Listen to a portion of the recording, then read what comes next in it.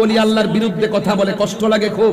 এক বক্তা ওই দিন দেখছি বলতেছে, এই দেশে যত মাজার আছে, এই দেশে যত কবর আছে, উঁচু কবর আছে, বিশেষ করে শাহজালালের কবর আছে, গোলাপ শাহর কবর আছে, আহমানত শাহর কবর আছে, খাজা গরিবের আমাদের কবর আছে, সব কবরগুলোকে লাথি মেরে ভেঙে দাও।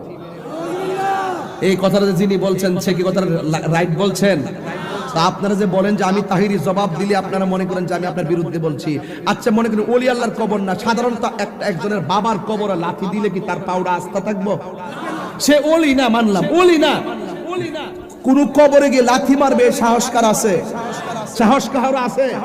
আর সে নাম ধরে ধরে যাদের ছাড়া এই দেশের ভিতরে ইসলাম আমরা পেতাম না, তাদের নাম ধরে ধরে তাদের মাজারগুলোকে লাথি মেরে ভেঙে দেওয়ার জন্য সে কিভাবে উচ্চারণ করলো। এই জন্য আমি সেদিন বলেছিলাম, মাজার ভাঙবা না, আসো মাজার ভাঙার জন্য, ঠ্যাং ভেঙে চুর